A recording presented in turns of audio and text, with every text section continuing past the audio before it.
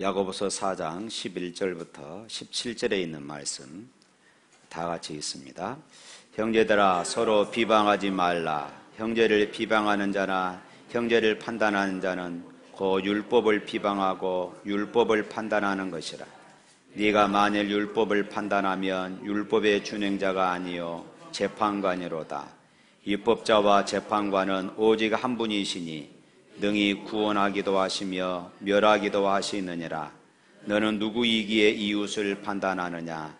들으라. 너희 중에 말하기를 오늘이나 내일이나 우리가 어떤 도시에 가서 거기서 1년을 머물며 장사하여 이익을 보리라 하는 자들아. 내일 일을 너희가 알지 못하는도다. 너희 생명이 무엇이냐? 너희는 잠깐 보이다가 없어지는 안개니라. 너희가 도리어 말하기를 주의 뜻이라면 우리가 살기도 하고 이것이나 저것을 하리라 할 것이거늘 이제도 너희가 허탈한 자랑을 하니 이러한 자랑은 다 악한 것이라. 그러므로 사람이 선을 행할 줄 알고도 행하지 아니하면 죄니라. 아멘. 그동안 우리가 야고보서 공부를 하면서 공동체 안에 다툼이 일어나는 원인이 무엇인가 하는 것을 살펴보았습니다. 그 원인은 하늘의 지혜로 살지 않고 땅의 지혜로, 사람의 지혜로 그렇게 살기 때문이다. 또 자신의 욕망 때문이다. 이렇게 말씀을 드렸습니다. 그래서 우리는 트러블 메이커로 살지 말고 피스 메이커로 살자라고 다짐하고 결단을 했습니다. 그런데 이런 말을 들으면서 내가 지금까지 피스메이커로 살지 못했구나 하면서 자신을 돌아보면서 회개하고 내가 앞으로 피스메이커로 그렇게 살아야 되겠구나, 그렇게 작심하고 살아갈 때에 얼마나 좋겠습니까? 자기에게 적용하면 문제가 없습니다. 그런데 이 말씀을 듣고 다른 사람을 쳐다봅니다. 우리 남편이 이랬으면 좋을 것인데, 우리 아내가 이랬으면 좋을 것인데, 우리 교회 아무개 장로님이, 아무개 집사님이, 아무개 권사님이 꼭 이 말씀을 드려야 하는데 하필 이 줄에 안 나왔네. 다른 사람에게 적용합니다. 그리고 또 이 말씀을 듣고 나서 이제 비방합니다. 왜 우리 교회 저분은 저럴까? 자꾸 비방하기 시작합니다. 아마 초대교회도 그랬던 모양입니다.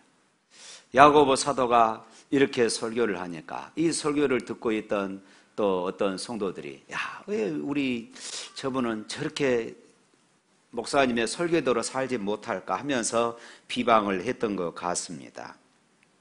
그래서 그러는 순간 이제 자기가 높아지지요. 자기가 교만해집니다. 그래서 지난주에 마지막 부분에 10절 말씀에 자기를 낮추라. 주 앞에 자신을 낮추라. 그리하면은 주가 저를 높이시리라. 이렇게 말씀을 했잖아요. 그리고 오늘 11절 말씀에 이어서 이렇게 말합니다. 서로 비방하지 말아라. 비방하지 말라. 그러니까 그동안 말씀을 이어서 쭉 계속해서 지금 이어가고 있는 것이에요. 비방하지 말라. 11절 말씀 한번 읽어볼까요?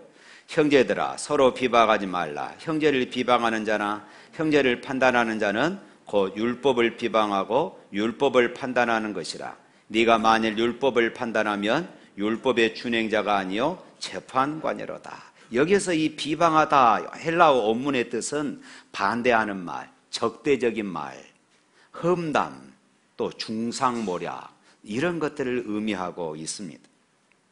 사람들이 쉽게 비방하는 것은요, 전체를 보지 못하고 한 부분만 보기 때문에 우리가 비방을 합니다.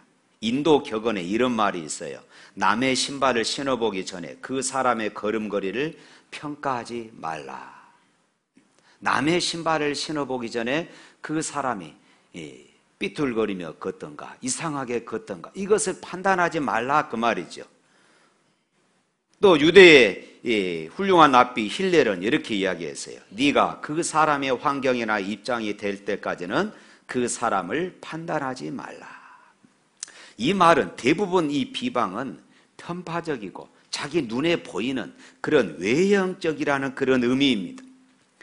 비방할 때는 비방 그 자체가 아니라 또 다른 목적을 거기에 가지고 있습니다. 그것은 자기를 높이기 위해서입니다.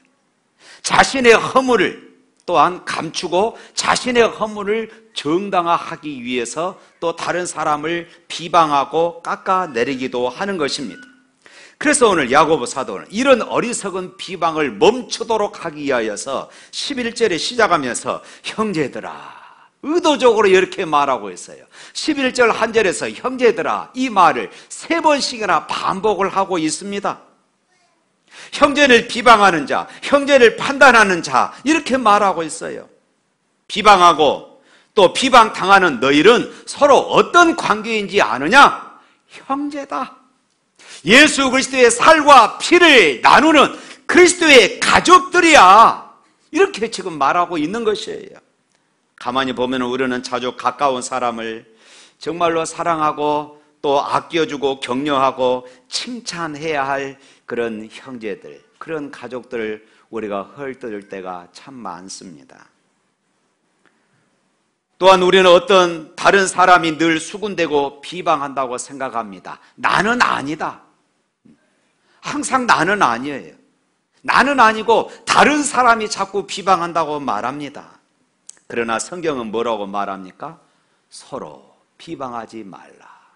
서로 이렇게 말하고 있어요. 서로 비방하지 말라는 것입니다. 너희가 피차에 비방해서는 안 된다고 지금 말씀하고 있어요.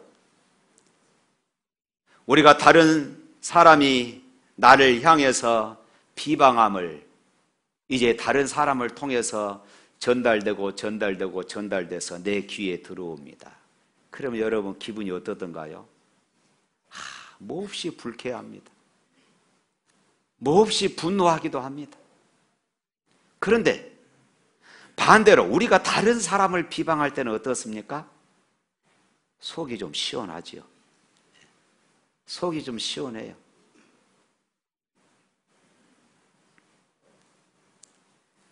사랑하는 성도 여러분, 우리가 신앙 공동체, 가정 공동체를 비방하고 판단하는 것을 멈출 수 있기를 바랍니다.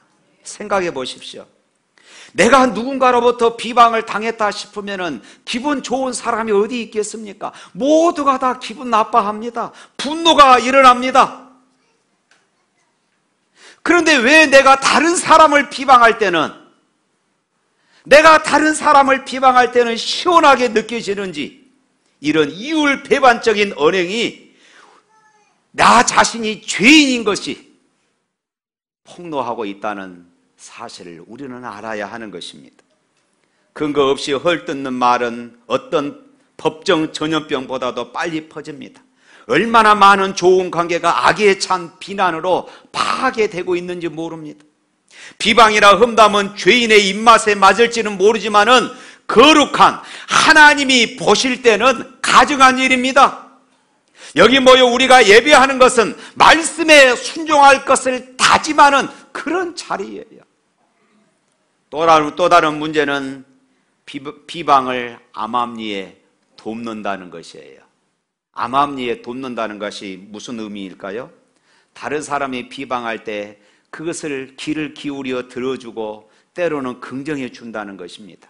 때로는 내가 아무 말하지 않고 비방하는 소리를 듣고 있다는 것 자체가 상대방으로 하여금 야, 이 사람도 긍정하고 있구나, 스스로의 그런 확신을 갖게 되어지는 것이에요. 그런데 우리가 이런 비방의 말을 들을 때에 끊어줄 수 있는 사람이 되어야 하는 것이에요.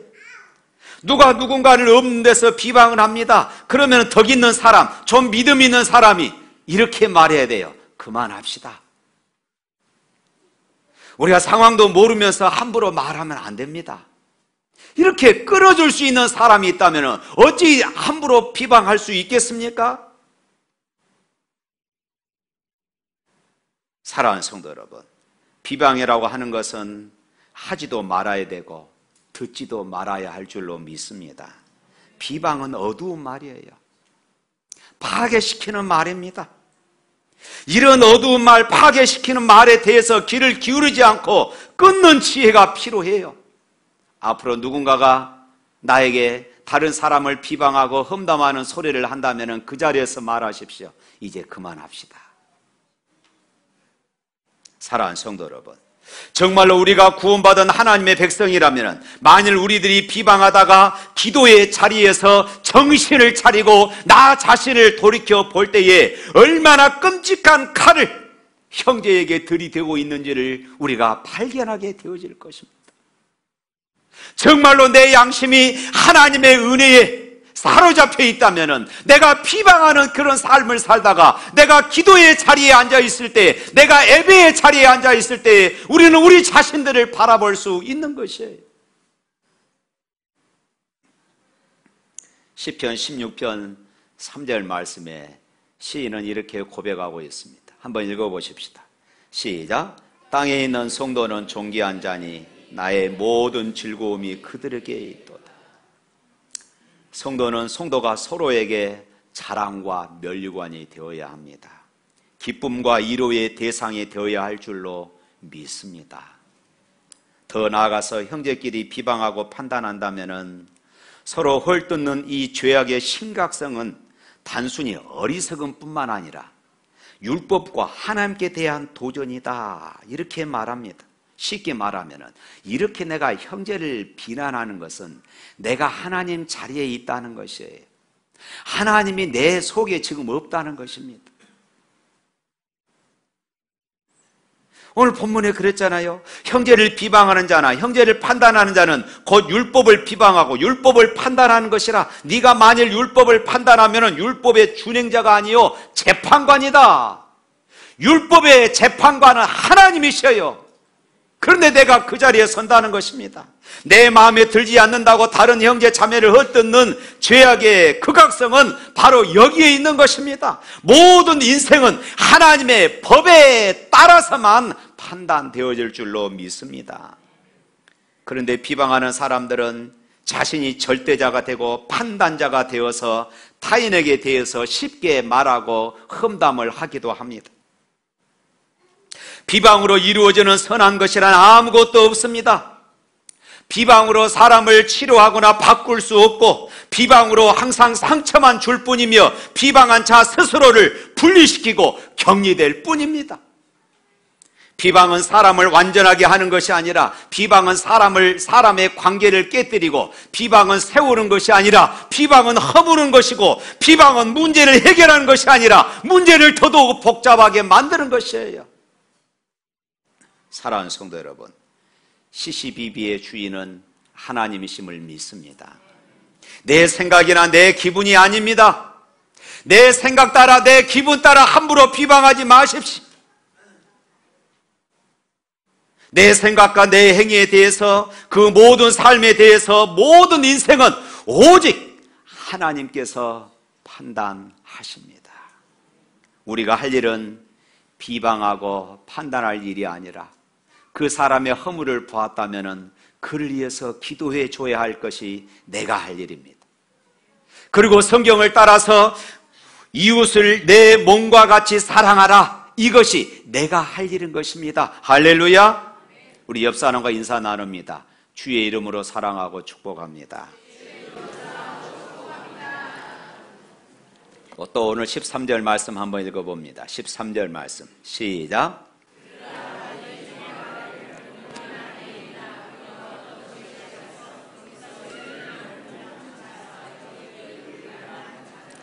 들으라. 너희 중에 말하기를 오늘이나 내일이나 우리가 어떤 도시에 가서 거기서 1년을 머물며 장사하며 이익을 보리라 하는 자들아. 오늘 본문에 나오는 이 사업가는 어찌 보면 유능한 사업가인 것 같습니다. 자기 사업에 대해서 치밀한 계획을 가지고 있어요. 사업을 시작할 시점도 정확하게 파악하고 있고 그 지역도 정확하게 파악하고 있고 내가 1년 동안 얼마의 이윤까지 내가 남기리라 하는 이런 정확한 것도 파악해 놓고 있습니다. 모든 이윤까지 계산을 다 빼놓았습니다. 사실 이 사람은 세상적으로 볼 때에 대단한 사업가였습니다. 그런데 이 사람에게 문제가 있다는 것을 오늘 본문은 지적합니다. 그것은 자기가 계획하면 다 될 줄 알았다는 것입니다. 자기가 추진하면 그렇게 될 줄 압니다. 그래서 하나님의 도움을 필요로 하지 않습니다. 하나님 없이도 얼마든지 사업에 성공할 수 있을 것처럼 생각합니다. 그래서 이런 사람들은 사업이 자기 뜻대로 됐을 때에 그 모든 영광을 자기에게 돌리게 되어지는 것이고, 그래서 그런 자랑하게 되어졌어요. 그런데 오늘 본문은 허탄한 자랑이다, 이렇게 지적하고 있습니다. 과연 이 사람이 생각하는 것처럼 그렇게 되어질까요? 시편 127편 1절 말씀에 이렇게 말하고 있습니다. 또 다 같이 읽어봅니다.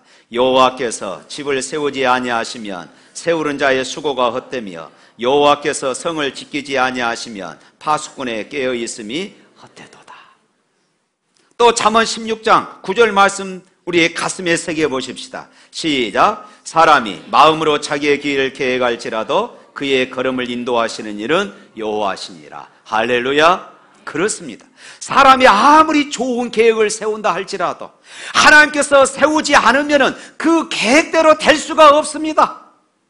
사람이 아무리 치밀하게 준비하고 완벽하게 추진한다 할지라도 하나님께서 역사에 주시지 않으면 그대로 될 수가 없습니다. 그렇기 때문에 계획대로 되었다고 해도 자기가 자랑할 일이 아닙니다. 자기의 능력과 자기의 수고를 자랑할 것이 아닙니다. 사실은 보이지 아니하시는 하나님의 역사하심을 믿으시기를 바랍니다. 그래서 자랑할 것이 아니라 모든 영광은 하나님께 돌려야 하는 것이에요. 그래서 오늘 본문은 보면 이 사업가의 태도를 허탄한 자랑이다, 그렇게 비방하고 비난하고 있는 것이에요.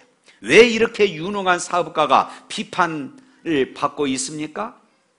여기에는 중요한 핵심 요소가 빠져 있기 때문입니다. 바로 하나님이십니다. 오늘 이 사업가의 사업 계획에 하나님에 관한 언급이 단 한 번도 나타나고 있지 않습니다. 그렇습니다. 현대인들의 결정적인 실수는 곧 살아계신 하나님을 놓쳐버리는 것입니다. 사랑하는 성도 여러분, 여러분의 사업이 잘 되고 있습니까? 하나님이 하셨습니다. 여러분의 직장에서 잘 풀리고 있습니까? 하나님께서 하셨습니다. 여러분의 가정이 형통합니까? 하나님께서 하셨습니다. 할렐루야. 여러분이 구원받은 그리스도인이라면 결코 하나님 없는 계획을 실행하지 마십시오. 하나님 없는 계획을 세우지 마십시오. 하나님 없는 계획은 실천적 무신론입니다. 하나님 없는 계획은 근본부터 실패인 것입니다. 독실한 감리교 신자로서 미국 워싱턴주 하의원장을 7년이나 역임한 클라이드 발라드 의장의 이야기입니다. 그는 목사의 아들로 태어났습니다. 그렇지만 그는 젊은 시절 반항아로 살았습니다. 그리고 그는 사람들과 자주 다투었고 늘 음주운전으로 감옥을 가기도 했습니다. 음주운전 때문에 죽을 뻔한 사고도 일으키기도 했습니다. 그의 아버지는 평생을 그를 위해서 눈물로 기도했습니다. 아버지는 죽기 전에 유언으로 아들에게 이렇게 말했습니다. 세상에서 가장 중요한 것은 예수 그리스도를 아는 것이다 라고 유언을 하고 세상을 떠났습니다. 한때 앰뷸런스 사업으로 크게 성공했던 그는 매사에 아주 자신만만했습니다. 그런데 어느 날 자기 공장이 큰 화재가 일어나서 다 타버리고 말았습니다. 그때 그는 그의 건물이 불에 타고 있는 것을 바라보면서 그제서야 아버지가 했던 유언이 생각이 났습니다. 그리고 하나님이 그에게 원하시는 것은 그의 소유가 아니고 하나님과 그 자신과의 교제임을 그는 깨닫게 되어집니다. 그래서 그는 이제 사업은 자기 아들에게 맡기고 믿음 안에서 살아가며 정치가로 나섭니다. 그래서 그는 주지사에 당선되기도 하고 초창 기도를 설립했습니다. 30여 명의 상원 의원들과 정부 강요들을 모아서 성경 공부도 시작했습니다. 자신의 뜻과 자기 중심적인 삶을 내려놓고 이제는 하나님의 뜻대로 살기로 그는 작정했습니다. 그래서 그는 마태복음 6장 33절 말씀에 너희는 먼저 그의 나라와 그의 의를 구하라. 그리하면 이 모든 것을 너희에게 더하시리라 하신 이 주님의 말씀을 가슴에 새기며 자기 인생의 좌우명으로 그렇게 삼고 살아가기 시작합니다. 그리고 그는 이렇게 말했습니다. 성공은 내가 누군가 되고 무엇을 얼마나 소유했느냐에 있는 것이 아니고 나의 주님이신 예수 그리스도를 아는 것임에 있음을 발견했다. 얼마나 멋진 고백입니까? 성공은 내가 누군가가 되어지는 것, 내가 무엇을 얼마나 소유한 것, 이것이 아니라 나의 주 예수님 예수 그리스도를 바로 아는 것, 이것이 인생의 진정한 성공이라는 것입니다. 할렐루야. 다시 한번 읽어볼까요? 잠언 16장 9절 말씀 시작. 사람이 마음으로 자기 길을 계획할지라도 그의 걸음을 인도하시는 여호와이시니라. 이런 성숙한 신앙 자세가 오늘 저와 여러분들에게 필요할 줄로 믿습니다. 우리는 더 이상 주님 제가 하는 일을 축복하여 주시옵소서 이렇게 기도하지 마십시오. 그 대신에 여러분 이렇게 기도해 보시기를 바랍니다. 하나님께서 축복하시는 일을 제가 하게 하여 주시옵소서. 할렐루야. 우리가 계속 살펴보며 정리하듯이 야고보서의 주제는 예수 그리스도의 피로 구원받아 하나님의 자녀된 사람들이 어떻게 살아갈 것인가 하는 것이었습니다. 그러므로 예수 그리스도의 피로 구원받아 하나님의 자녀된 성도들은 이제 자기 뜻대로 살지 않는 사람들입니다. 하나님의 주권을 인정하며 사는 사람, 그분의 뜻을 따라 살아야 할 줄로 믿습니다. 그러기 위해서 매사에 하나님을 인정하는 삶을 살아야 할 줄로 믿습니다. 더군다나 우리가 하나님을 인정하며 하나님의 뜻과 인도하심을 최우선해야 할 아주 중요한 이유가 오늘 본문 말씀에 기록되고 있습니다. 14절 말씀입니다. 다 같이 읽겠습니다. 내일 일을 너희가 알지 못하는도다. 너희 생명이 무엇이냐? 너희는 잠깐 보이다가 없어지는 안개니라. 오늘 야고보 사도는 아주 진지하게 선언합니다. 여러분은 잠깐 나타났다가 사라지는 안개와 같습니다. 그렇습니다. 우리의 인생이 얼마나 짧은지 정신없이 지나갑니다. 2019년도 벌써 8월이 되어버렸습니다. 인생이 얼마나 빨리 지나가는지 성경은 여러 비유로 말합니다. 바람에 밀려가는 구름과 같고 사라지는 연기와 같고 기울어지는 그림자와 같다. 금방 시들어버리는 꽃과 같다고 설명합니다. 사랑하는 성도 여러분, 오늘 본문이 우리에게 주고 있는 교훈은 무엇이라고 생각합니까? 하나님 없이 내가 세운 계획, 하나님 없이 내 뜻대로 살아가는 것은 안개와 같이 허무하다는 것입니다. 한순간에 없어질 돈에 대한 욕심 때문에 영원한 생명을 소홀히 하면서 살아가기에 우리의 인생이 너무나도 허무하고 아깝지 않느냐는 것입니다. 그렇다면 오늘 저와 여러분들이 어떻게 살아야 할까요? 예수 그리스도의 피로 구원받은 하나님의 백성들은 어떻게 살아가야 합니까? 15절 말씀입니다. 또 읽겠습니다. 너희가 도리어 말하기를 주의 뜻이면 우리가 살기도 하고 이것이나 저것을 하리라 하거늘. 또 17절 말씀. 그러므로 사람이 선을 행할 줄 알고도 행하지 아니하면 죄니라. 오늘 우리가 살아가야 할 방법은 딱 한 가지입니다. 주의 뜻대로 살아가는 것이에요. 선을 행하면서 살아갑니다. 우리가 무엇을 하든지 주님의 뜻을 따라 살아가야 할 줄로 믿습니다. 주님 뜻대로 살기로 했네. 주님 뜻대로 살기로 했네. 주님 뜻대로 살기로 했네. 뒤돌아서지 않겠네. 할렐루야. 사랑하는 성도 여러분, 구원받은 하나님의 백성들은 분명한 신앙 고백을 가지고 있어야 하는 것입니다. 주님의 뜻에 이처럼 주님의 뜻대로 살기로 작정하고 찬송하고 고백하는 성도들이 시편에서 어떻게 고백했는지 한번 보십시오.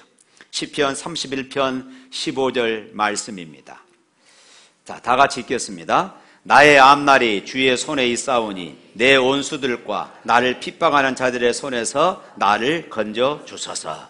이것이 옛날 개역 성경에는 이렇게 되어 있습니다. 내 시대가 주의 장중에 있사오니 내 원수와 핍박하는 자의 손에서 나를 건지소서. 오늘 우리 성경에서는 나의 앞날이 주의 손에 있사오니, 내 생명이 주의 손에 있습니다.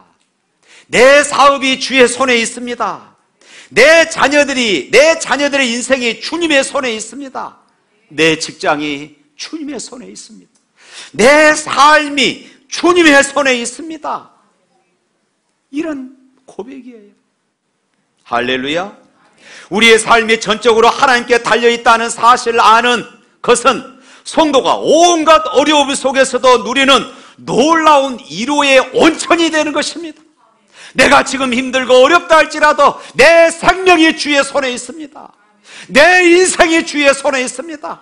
여러분들의 직장이 어렵습니까? 여러분들의 사업이 어렵습니까? 내 사업이 주의 손에 있습니다. 내 직장이 주의 손에 있습니다. 이런 고백으로 살아갈 때에 결국 우리는 승리하게 될 줄로 믿습니다. 그러므로 성숙한 그리스도인은 모든 계획마다 하나님께 맡기며 살아갑니다. 하나님을 인정하는 삶을 사는 것입니다. 살게 하시는 분은 오직 하나님이십니다. 성취하게 하시는 분도 오직 하나님이심을 믿으시기를 축원합니다. 그럼에도 불구하고 실제로 우리 계획 속에서 우리가 하나님을 얼마나 인정하며 살아가고 있습니까?